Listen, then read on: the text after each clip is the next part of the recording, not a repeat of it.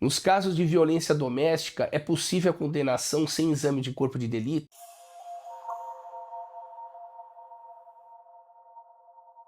Sejam bem-vindos ao canal Lei Maria da Penha em Foco, sou Júlio Konkowski e no vídeo de hoje respondo essa pergunta pra lá de recorrente. É possível o homem ser condenado nos crimes que deixam vestígio apenas com base na palavra da vítima e desprezar completamente o laudo de exame de corpo de delito? Então essa questão ela envolve uma discussão muito grande, uma análise não só da legislação, como da jurisprudência. Então, começando a responder a questão, nós temos que analisar inicialmente o artigo 158 do Código de Processo Penal, que é taxativo, ele é peremptório no sentido de exigir exame de corpo de delito, perícia, para aqueles casos de crimes que deixam vestígio. São situações que deixam marcas na vida cotidiana. Então, no caso de lesão corporal, para a sua configuração é necessário que a suposta vítima ofendida faça o exame de corpo de delito para que fique detectado, registrado por um perito médico oficial que ela sofreu lesões. Repare que o exame de corpo de delito, ele não diz que houve um crime, ele diz que houve uma lesão. A valoração, se ocorreu crime ou não, ela é feita pelo juiz da causa ao final na sentença. Isso é importante destacar. Segundo ponto, essa é a regra. Isso está capitulado lá no artigo 158 do Código de Processo Penal. E mesmo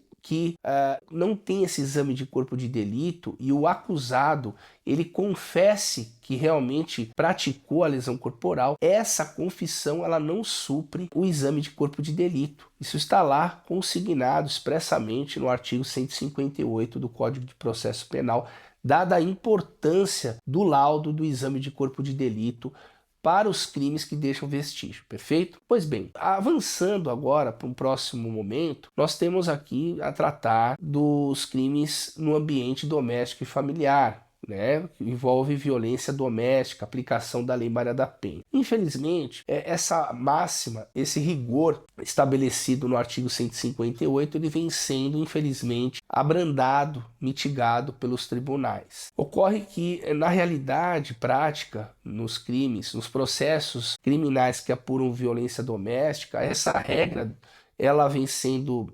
flexibilizada e sendo permitido muitas vezes a condenação do homem sem a presença do exame de corpo de delito. Então, o homem geralmente acusado de ter praticado lesão corporal, a suposta vítima não fez o exame ao tempo e depois de alguns meses ela relata que teria sido agredida, ofendida pelo acusado. E ela não tem mais o exame de corpo de delito, não tem mais os hematomas, e em razão disso ela acaba perdendo essa possibilidade probatória. Ou seja, o ônus probatório seria integralmente da suposta vítima, que deveria ter feito o exame de corpo de delito para registrar aquele suposto hematoma. Ocorre que em muitos casos isso não acontece e, infelizmente, no processo criminal está ocorrendo uma inversão probatória, uma inversão muito perigosa no meu ponto de vista, eu avalio, uma vez que toda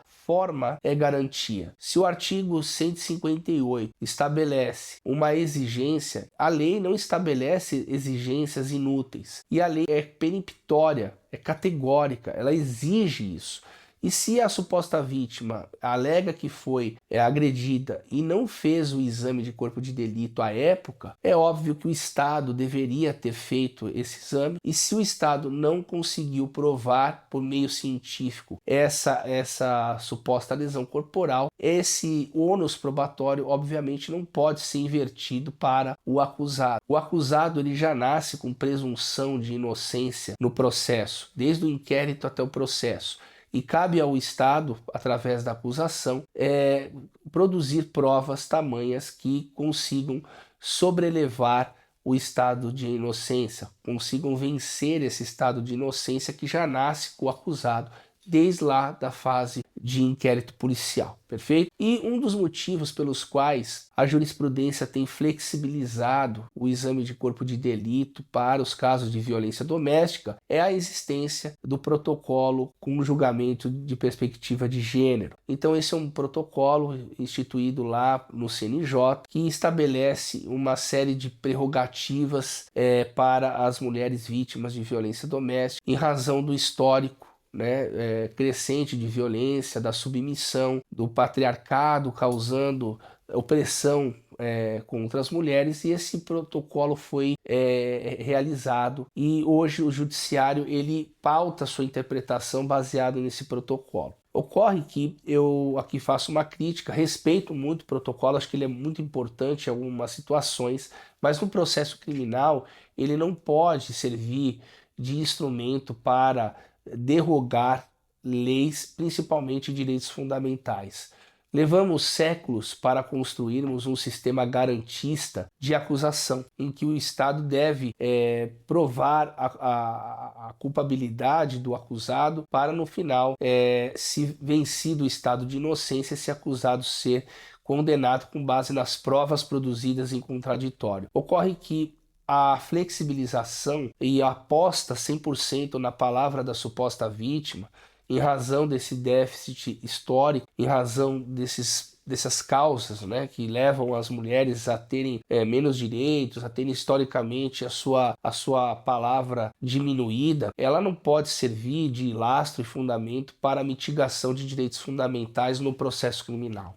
Então entendo que se a suposta vítima não fez o exame de corpo de delito, e podendo ter sido feito à época, ela perdeu o ônus probatório e esse ônus, essa dificuldade não pode ser suprida com a inversão da prova no processo criminal. Então penso que o protocolo de julgamento de perspectiva de gênero não pode servir de alicerce para derrogar e amesquinhar direitos fundamentais e inverter o ônus probatório. O ônus sempre no processo criminal é o da acusação. E não sendo possível esse ônus, não podemos suprir essa deficiência probatória do Estado com a utilização do protocolo para julgamento com perspectiva de gênero. Então, aqui vai a minha crítica, eu gostaria de entender a opinião de todos vocês, perfeito?